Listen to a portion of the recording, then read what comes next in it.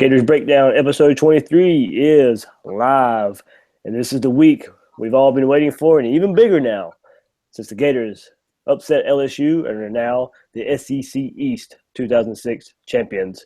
Florida versus Florida State preview. Here we go. Episode 23, Gators Breakdown. Doesn't get much bigger than this, especially after that win last week for the Gators. But Joey will join me here on our midweek podcast, and we have special guest Mark Moses that Joey knows very well, and we'll dive into the FSU side of things going with that. But before we break that down, this is Gators Breakdown. Like I mentioned, you can find us on iTunes, SoundCloud, YouTube right now, live on YouTube, and TuneIn Radio. So Joey, big win last week for those Gators. David, how exciting was that win on Saturday? Oh my goodness. We talked about last week. What was my score prediction, David? I think it was 13-10. The show 13-10 was my score prediction. I said, I have no confidence in this pick. I said, but I'm just going to go for it. I said Florida 13-10. I said they're going to muster some sort of heart and soul somewhere, and they did. And to be honest, David, I think the fight before the game motivated Florida more than it did LSU. I think Leonard Fournette shoving Torian Gray prior to the game, I think Torian went back into the locker room and told them, you better F this team up. I really think he did.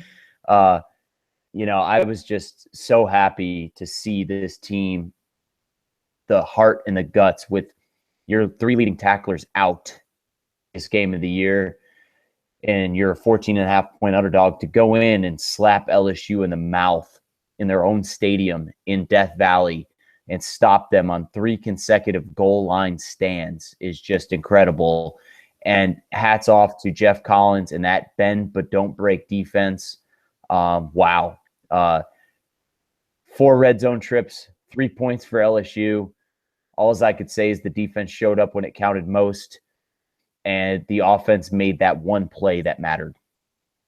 That is right. And we'll get more from Joey on the looking back at LSU just a little bit, and, of course, the looking ahead to FSU. But a good friend of Joey's is Mark Moses, and he's going to join us right now and break down the Gators and the FSU side of things. He has Mark Moses' show and program director of 1560 The Fan in Melbourne, Florida. Mark, thanks for joining us. Hey, man, thanks for having me on. It's a pleasure and honor to be on the breakdown talking some college football here in November. I'm really excited for this weekend. Yeah, it's last 2 seasons now, the Florida State game has had a, kind of not close to the 90s big-time matchups, but it's getting there. Still a lot on the line for Florida heading to Atlanta. FSU, of course, they're out of the ACC race, but there's nothing better that they would like ruining the Gators' chances of anything else moving forward. Yeah, you're absolutely right. And it's funny, I feel like we're in the same situation we were last year with Florida, where they go into this Florida State game, they got momentum, they have the SEC championship game, they could do a lot of great things, and as we know from last year, guys, didn't beat Florida State, didn't beat Alabama, didn't win their bowl game. Well, they're right back where they were last year. This time they're going to have to go to Doak. They're going to have to take on Tallahassee. You're absolutely right where they're not going to compete for an ACC championship, but isn't Florida State going for their Florida championship ring again? I mean, they beat Miami. They beat South Florida. Now they can beat the Gators. So they got a lot going for them right now. But it's interesting for Florida State where I was talking to some different Knowles reporters today, like Tim Linnefelt with Seminoles.com, Gene Williams with War Chant, where they're all saying the same thing. This week, it should be about Turkey, Thanksgiving, Black Friday deals, and beating the Gators. But the number one thing is, where's Jimbo Fisher going? Is he going to leave us? Is our husband, is he going to leave us and the family back in Tallahassee and go to the SEC? That's what they're all freaked out about because LSU is going to open up the checkbook for Jimbo Fisher. That's what they're all afraid of right now, guys. Before Joey gets to you, I'm going to extend off of that. Do you see this in any kind of way having any effect on the FSU players, coaching staff, and anything, preparation for the Florida game coming up? I mean, this is a big game still. it's interesting because it's a recruiting weekend as well. Just, the current players, hey, they want to beat Florida. And a lot of these guys, let's say they're juniors or seniors, all they know is beating Florida. So this is not that much of a, like, oh, we're worried if we can beat Florida. They have confidence, and they have number 4 Superman in that backfield, who's now the all-time leading rusher for Florida State. But remember, it's a recruiting weekend. And as we know over the last, 10 years, look, it used to be Urban Meyer getting all the recruits. Jimbo, the last 5 years, I know Joey doesn't want to hear this. He's going to start vomiting. But the last 5 years, Jimbo's been getting all the big recruits, and now he's doing it. They've been getting all the big recruits. We'll see moving forward because, hey, if you're McElwain, you're going to start telling these recruits, hey, I'm going to be here long term. I don't know what's going on there in Tallahassee, but I will be here. And especially if you can win this game, the Gators can finally break through since maybe 12 winning this football game? That might help with recruiting moving forward. Mark, what's the vibe out there in Tallahassee right now? Are they scared? Are they anxious? What is the feeling right now in Tallahassee as far as LSU's chances to land Jimbo Fisher? I know that Tony Barnhart was on yesterday on College Football Sirius XM 84. And he's known Jimbo Fisher for a long time. And he said Jimbo Fisher is very intrigued about leaving for LSU. And that was yesterday. And then today he came on in the ACC teleconference and said, no, I'm building something here. I'm staying kind of.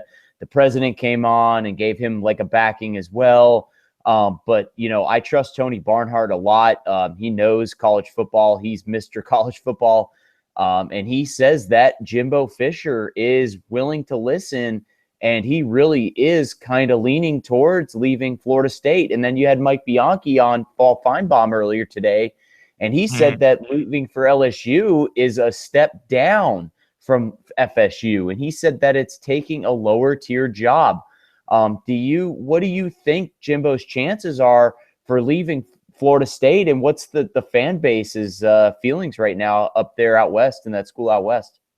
Well, it's a perfect situation for Jimbo Fisher. He's holding all the cards. What you could do is go talk to LSU like his agent did last December. Don't forget that. He was talking to LSU last year.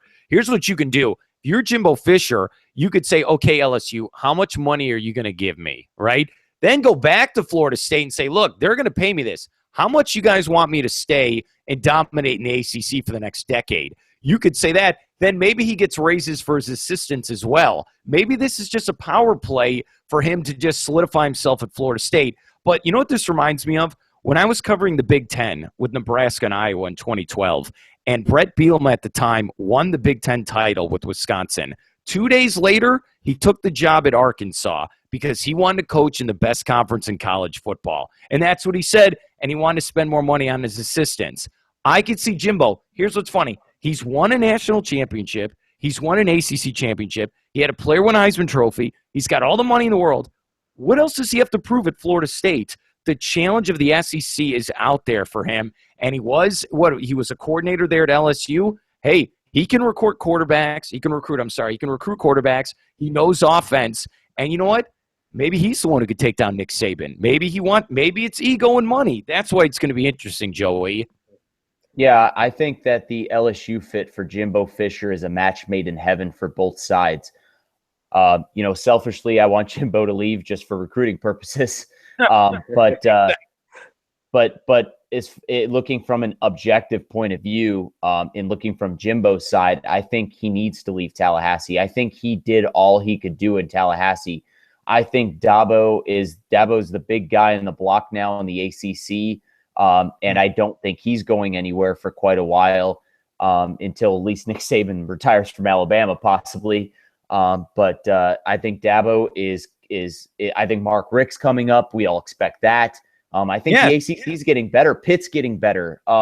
You got these teams in the ACC getting better right now. And I don't think the path to the championship game, as Mike Bianchi said earlier, is as easy in the ACC as it was 5 years ago. I think the challenge to win at LSU and finally beat Alabama, if Jimbo Fisher delivers a championship to LSU, he will go down as a top 5 all-time coach in college football. To deliver a national championship at Florida State and in the SEC, beating Alabama, I think that would seal his deal as far as legacy goes. I think he's peaked and reached his ceiling at Florida State. I really do. I think the recruiting in Louisiana, you own it at LSU. You literally just have to show up at a high school and smile, and recruits want to come play for you at LSU. In Florida, you have to compete with Florida State, Florida, Miami. Central Florida is getting a little better with Scott Frost, Willie Taggart down there in Tampa. I mean, there's a lot of competition in the state of Florida. I think Jimbo Fisher's best – I think the best thing for him and his family and for his future is to leave for LSU. You're forgetting one of those names in the ACC. And look, maybe I'm not on Paul Feinbaum's show, but I voted in the ACC the last 6 seasons, all right? I just want you to know that. I'm an actual voter, all right? No, think of Louisville. They're going to win Heisman Trophy this year. That's the one in the division. Forget. And Lamar Jackson's winning the Heisman because performance last week. I just forgot about him. Sorry. Okay, don't worry. We all did. I went Matrix style and just forgot it. Seriously, it's Lamar Jackson. He destroyed FSU's defense, right? Destroyed them. There's a lot more competition. You know, it's just like where Urban Meyer said, I want the Big Ten to be better. You guys have to get up to my par. Well, now they are. And now we're going to see what's going to happen to Urban Meyer moving forward with Ohio State. It's going to be very interesting. Look, Jimbo's a big winner because, look, he could stay at Florida State, make $5 million, or go to LSU, make $7 million, all right? He's going to be just fine moving forward. That's what it's going to be. But you're right. Of Florida is going to be very key if Jimbo Fisher leaves or if he stays. That's going to be the bottom line with this. Quick question. If Jimbo Fisher leaves for LSU, Mark, who do you think takes his place in Tallahassee? Is it Lane Kiffin? Ooh, is it Lane Kiffin? You would go that route? Oh, man. Hey. That's a – Man, if Florida fans need any more of a reason to hate that guy. That is going to be a very interesting question, and I'll tell you, cancel your Christmas plans because if that happens around mid-December, it is going to be very crazy in the state of Florida where we won't know who the next coach is going to be. And if Lane Kiffin's the next coach, I'll be going to that press conference because that'll be interesting, all right? That's all you need to know. Yeah. Speaking of Jimbo and Jim McElwain, of course, Scott Carter, for Gators for the Gators website, tweeted out today, Florida 18-6 since Jim McElwain has taken over.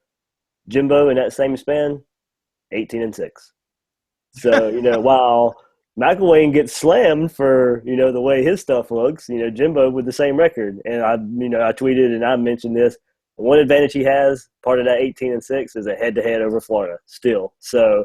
You look at both teams have the same record over the last 2 years coming into this game. So while it does look like FSU might be much better than Florida, when you look at the records, it doesn't necessarily look that way. Don't forget 27-2. What's the current time in Gainesville? 27-2. Gator fans have been hearing that joke. The Gator players have been hearing that joke for a year. Think about this, just like what Joey was saying, where LSU was talking trash since maybe about 6 weeks ago that the Florida wasn't strong enough. They were scared. Fight broke out. Gators were more manly in the trenches in that football game. Gators are going to be ready for FSU. They're going to be ready. The question for Florida is, can they bring an offense for 4 quarters? They didn't last year with Treon Harris. What are they going to do this time? But like Joey said, that goal line stand in the fourth quarter at LSU, that showed they're going to try to do their best effort. I think we're going to have a ball game on Saturday. A lot of people think shootout. I think this is going to be a in the trenches, run the ball versus run the ball. I'm very excited. And, 27-2 will not be the final score this time. Gators are going to put up points. Mark, how do you see if you look at FSU's defense and the way they started this season, of course it was the up-tempo, quarterback run type of offense that really, killed this FSU defense. But when they've played the more traditional style offenses, much like what Florida's going to bring to Doak Campbell, that's kind of when they stepped up and looked like, an FSU defense that we know that defense to look at. Does what can Florida do, and especially to block DeMarcus Walker? I don't know how in the world they're going to consistently do that. But how's this FSU defense? Have they really gotten better, or has it been because the competition is the reason they've looked better? Great question. It's the competition. Look, they keep saying Derwin James went down, all right, early in the season, maybe week 2 there in the secondary, but they looked terrible against Ole Miss in the opener in Orlando. This is unacceptable for Florida State. You look at the recruiting the last 4 or 5 years, it's top 5 every single year. There are 5 stars all over that defense. Why are they playing at this level? And what's funny, you look at their schedule, even taking on teams like Syracuse and maybe a Boston College, they're giving up points. That's why you have to have optimism. And look, I'm sorry. I'm excited that it's Appleby. I could not do any more of Luke Del Rio. I'm sorry. I could not do it. And at least this is what Appleby did last week.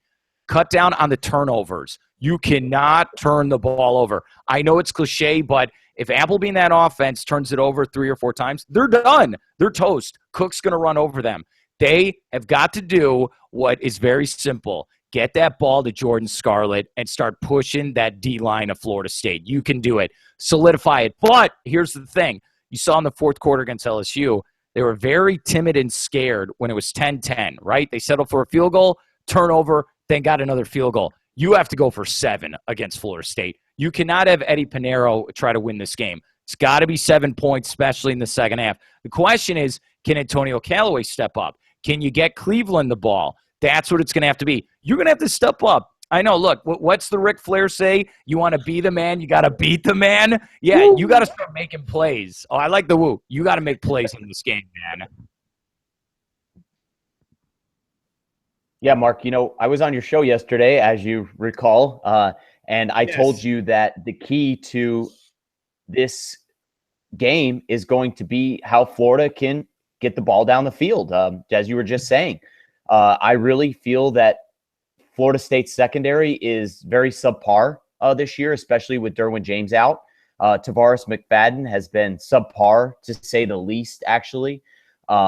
If you watch all 3 of their losses, secondary was exposed in every single one of them. And I really think this is a game, Mark, where Appleby can kind of have a field day and get the ball down the field. And I really see Florida go up, early like they did against Tennessee. I don't think that Florida's going to make that same mistake and let Florida State come back in the second half the way that they allowed Tennessee.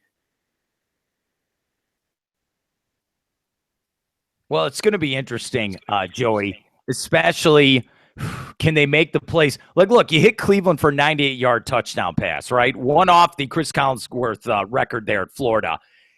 If you're going to take shots, are you going to make those plays happen, right? Because it depends what you're going to do. And Jimbo, I know we were talking about him already coaching at LSU. He will make adjustments in this football game in the second half. The thing is, what about Brandon Powell? Can he get plays in the flat as well? If you're going to take chances, you got to hit those chances. And you can't just say, oh, we got our 16 points, we're good to go. You've got to get these plays working down the field. And you're right about their secondary. It has been pathetic most of the year for Florida State, but they're going to be ready for the Gators. I mean, this has to be mistake-free. I know I'm doing cliche Herm Edwards type, talking here, but you have got to make the plays down the field. You have to.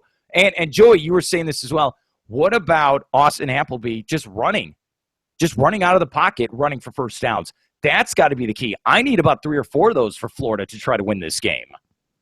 Joey, you were saying this. Mark, we saw the college football playoff rankings come out tonight. Running out of the pocket, running first.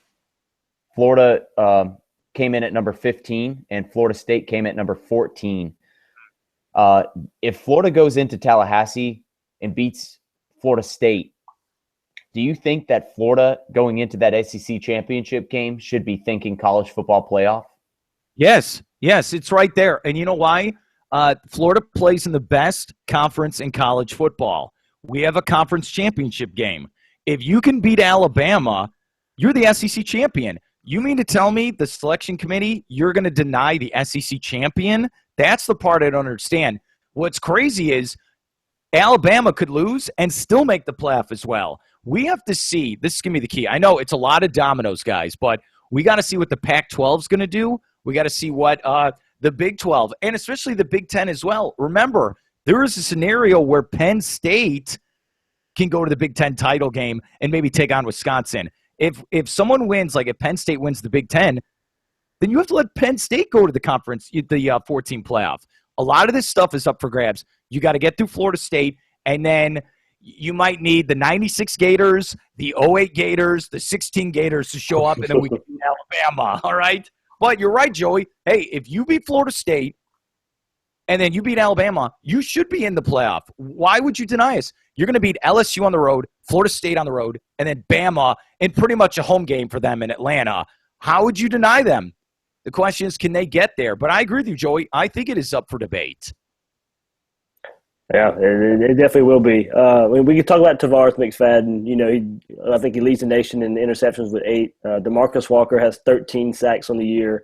But, of course, you have to go, and what's been Florida's bug for the last, couple of years when they played FSU, move to the other side of the ball. How in the world, can they stop Dalvin Cook for a whole game? Last year, 3 quarters, they did marvelous. But it was that 4th quarter, the defense got worn down.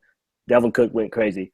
Is that maybe the same style and the same formula Florida needs again this time to maybe beat FSU, or does Cook put one of his best performances together? Let me tell you, I said this earlier on my show. My favorite play with Cook is not just a regular running play. I like him out of the backfield for a halfback screen. I feel like if he gets in the open space, and so I said on my show, he reminds me of Sonic the Hedgehog, where he just kind of powers up and then starts flying down the field. Especially him with Francois, where he can move with his feet, then he can hit Cook. It's going to be very dangerous. You have to make sure, and look, I can't give you an update here on a Tuesday who the starters are going to be on defense for the Gators, because I don't think Florida knows right now. But those linebackers, they have got to be in their spot. You cannot screw up against Cook. This guy is a top 5 NFL draft talent. I believe he is going to be the first running back picked in this draft, and I feel like Leonard Fournette's going to drop. This guy is the real deal. You've got to contain him. You're not going to get him for 25 yards. He's going to get his yards, right? The question is, can you contain him for 4 quarters? Many teams cannot do that, but I'm telling you, you got to make sure those dump plays, he does not break you for 50 yards, because he can score like that at will. That's going to be the key. I like the Gators front 7. I do. All right? And I especially like C.C. Jefferson in year 2. I thought he had a big hit in that second half against LSU. I think he's got to get to Francois. It's those broken plays that could kill Florida in this game. Right. I think we're going back last week. While, Geis and Fournette got yards, it was the Florida defense didn't let the big play kill them. And, that was, I think, the big part of Jeff Collins' defense. If they don't let the big play kill them, they can stay in that game. And as long as they don't let Dalvin Cook go crazy, like you mentioned, and I think he's the second leading yardage receiver for the Florida State offense, and out of the backfield, like you mentioned, that's going to be the biggest thing for Florida, not letting the big play kill them from Dalvin Cook. So, Joey, you have anything else for Mark? Or Mark, do you have anything else? I want to see Antonio Callaway punt return. It's been too long. We need to get him involved, all right? That's what it needs to be. Same thing for Florida State. I'll end with this. I think special teams is going to be a big part of this football game. I think there's going to be a play made, and I feel like Callaway this year, I think he needs to make a play in this football game. Eddie Pinheiro can kick his kicks. Look, Florida State's got a great kicker as well. I think special teams is going to be big in this game. But, yeah, thanks a lot, guys, for having me on. I really appreciate it. Thank you, Mark. Your knowledge is unparalleled. Thank you very much. Thanks, Mark. Joey, that was good. That was good, my man. Yeah, Mark knows his stuff, man. He talks to the people that are around the program, so he really knows his stuff. And he said he hit the nail on the head, David. I mean, Dalvin Cook is going to get his. It just is a matter of how much of his are you going to allow. Not having Nick Washington is going to hurt. This and he's finally playing good, and this happens. Yep. Safety position has been banged up. It really hurts me to see Jared Davis not playing, because I know he wants to. Yeah. And, I have a feeling that they're saving him for the SEC championship game. I think they're probably telling him, no, just give it one more week. Let us try to do what we did against LSU without you, and and we'll save you for the SEC championship. Do you have him on standby for Florida State? Yeah, why not? I mean, why not? It's a pain tolerance thing. Right. I mean, for him, it's not so much like he's got a snapped leg and he just can't play. I mean, it's a pain issue. He just couldn't go against Arkansas, I mean, it was a pain issue at that point. Yeah. But I think you have to have him on standby because of Dalvin Cook. Right. Jared Davis knows how to shut Dalvin Cook down. He did it last year for 3 quarters. And I think Chauncey Gardner intrigues me in this game because Florida State recruited him big time. And Chauncey was torn between Florida State and Florida. I know he was. He's from my area. So, you saw how fired up he got in the pregame against LSU. He was one of the ones being carried back, pulled away. And I would not mind to see him get a start at safety, instead of Nick Washington. Yeah. He was a 4-star for a reason. He was top pick, to recruit this past year for a reason. And I really want to see him, and I really am intrigued actually to see him get a chance. Is we know what the defense, what they're about. I guarantee you that Quincy Ortiz is going to take Travis Rudolph out the game. Is going to spy him, probably shut him down the whole game or at least try to. Kermit Whitfield kind of intrigues me. I'm interested to see what they're going to do with him and maybe Auden Tate. And Keith Gavins has been promoted on Florida State's depth chart. He's now, So Felipe Frank's old teammate at Wacoa High School. Florida tried to make a late push for him. But I'm interested to see what Florida's defense is going to bring, David. So banged up, and it's sad. But this is a game where Florida's offense can get going, David. I really believe that, and I told Mark that on a show yesterday. I think this is a game where Austin Appleby can gain confidence and throw the ball around the field and do things that he wasn't able to do against LSU last week. He had the one big play, but we do know that LSU's defensive backs are, elite class. Florida State's aren't. They just aren't. Tavares McFadden has been a huge disappointment, in my opinion, all season. Even with 8 interceptions on the year? 8 interceptions is deceiving. I just think that stat is very deceiving because you can get an interception from an errant tip ball, just a bad throw. I'm not buying into the 8 interceptions because I've seen Tavares McFadden get absolutely torched by Louisville. I saw him get torched by Clemson. I saw him get torched by North Carolina's receivers. So, these are things that I've watched. So I really do think that Florida State's secondary can be had. And I think Scarlett is going to have to pound the rock and open up the pass game. I agree with you there. And it will be interesting to see if you look at what we did from the Florida offense last week. We saw it versus South Carolina and some zone read and some Austin Appleby, keepers. But we didn't see that against LSU. I don't even think it was ran once. Is it something Florida wanted to put on film for South Carolina because they saw something in film review that they could take advantage of against South Carolina? We didn't see it against LSU, but with the way FSU struggled with Chad Kelly and Lamar Jackson and Deshaun Watson, don't get me wrong, Austin Appleby is not those 3 quarterbacks.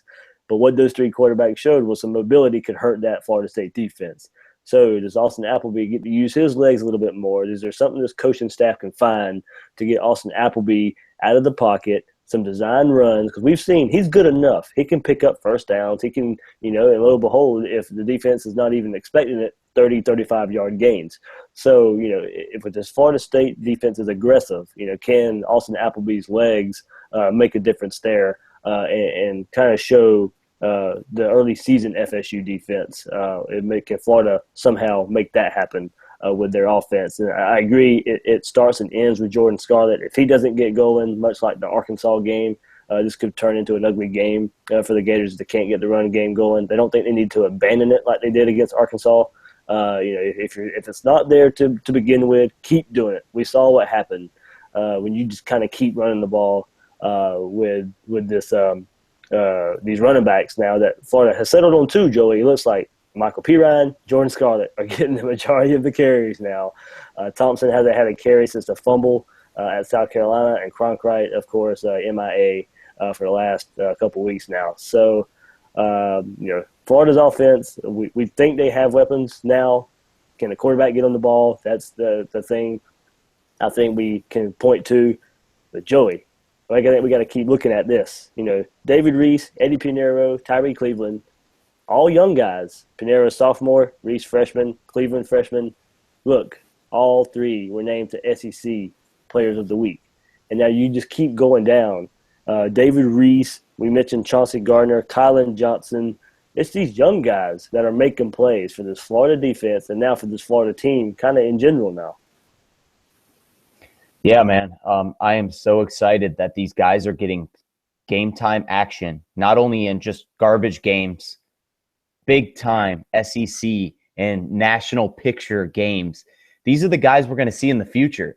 These are the guys that are taking the place of the Jared Davises and the Alex Anzalonis and the Caleb Brantleys. I love this. I love that these guys are getting experience. This is only positive for us, David.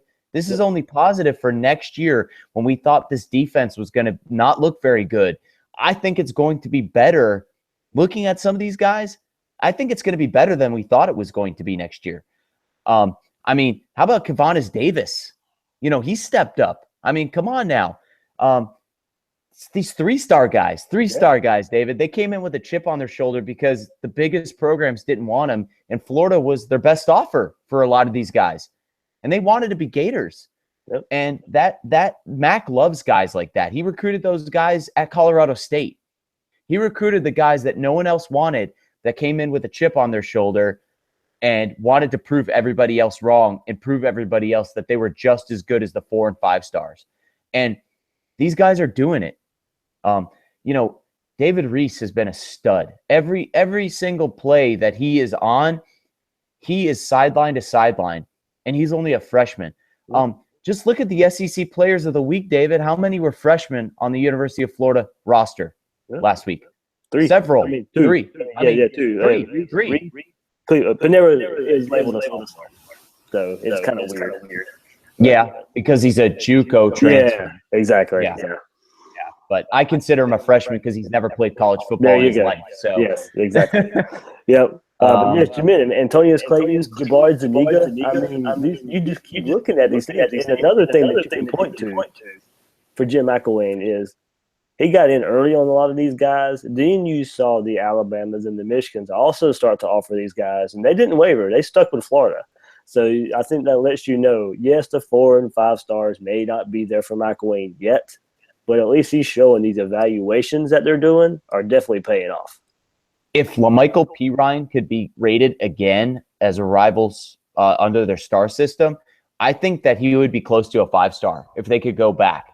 Don't forget, Florida put in the offer, and then Alabama came in late and wanted him bad because I think they realized what they were going to miss out on. And I think Jim McElwain is showing now that he's got an eye for hidden gems. And he did that at Colorado State. Grayson Lambert was a 2-star, David, or not Grayson Lambert, excuse me.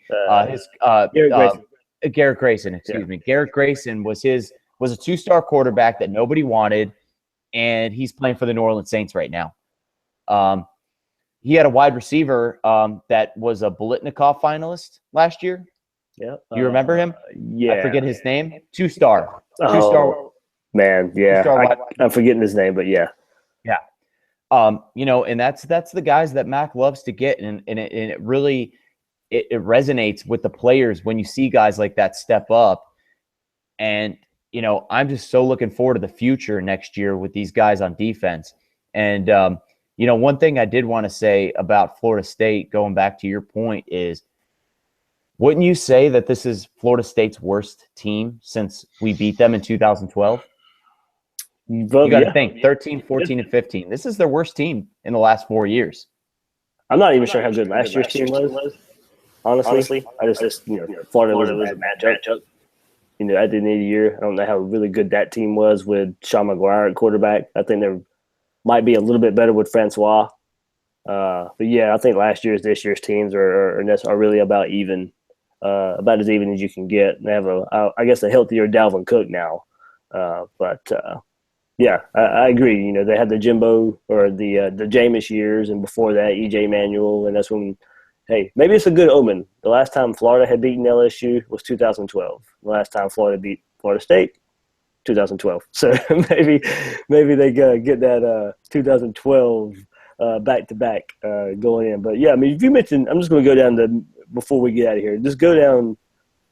If you look at the depth chart and the guys that have been recruited solely by Jim McElwain that are playing for Florida, and playing a good bit of time. You have Martez Ivey, of course, T.J. McCoy, redshirt, Tyler Jordan, Fred Johnson, Juwan Taylor. All those guys along the offensive line, freshmen and sophomores. I mean, it's unreal what his recruiting has done there. I think some people can harp on Jim McElwain's recruiting, but the two big positions he had to fill and fit, for some success early on in his tenure was wide receiver and offensive line. And if you look at the numbers and what we're getting from the last few weeks from those two positions, I think you got to say, it's definitely paying off, the numbers that he has brought in at offensive line and wide receiver. I think recruit rankings in February, they're important, class rankings, but let's just go down the list of some teams and where they are right now that had top 10 classes. Ole Miss, they have to win on Saturday just to make a bowl game. Top 5 class. Georgia's barely making a bowl game, and they're having probably their worst year in a long time this year. Top 10 class. You got to see these teams that are having elite recruiting classes that just aren't panning out. And here Florida is with 3 stars. Taven Bryan, 3-star offensive lineman playing defensive line. Fred Johnson, 3-star offensive lineman starting. We get the Kylan Johnson, the David Reese, 3 stars. Right. Kavanis Davis, 3 stars. And if you go more offense guys, Tyree Cleveland, Jordan Scarlett, Michael Pirine. I mean, those are freshmen, sophomores guys. Antonio Callaway, a sophomore. I mean, those are big time recruits. Yeah, true. Yeah. Don't get me wrong. These guys are not underrated. Yeah, Cleveland, Callaway, Pirine, Scarlett. Of course, these guys were every bit of as advertised. So exactly. Yeah. I didn't mean to make that sound like they were underrated. I didn't mean that at all. That was just speaking to Jim McElwain's recruiting.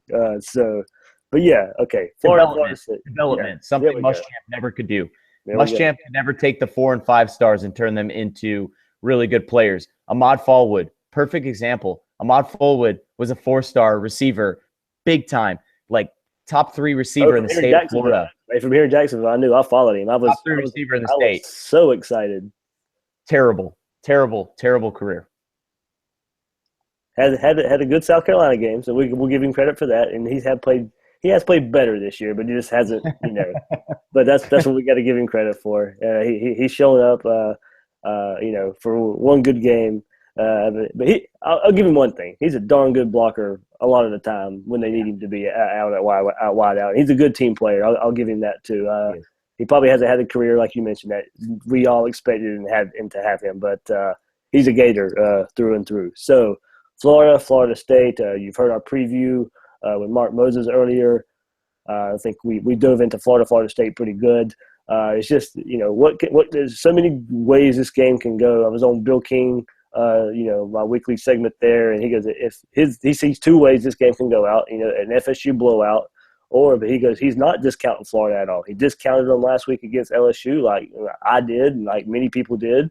And Florida, has given people reason to believe they can win this game against Florida State now. Touchdown underdog at Tallahassee. It's going to be a good one, Joey.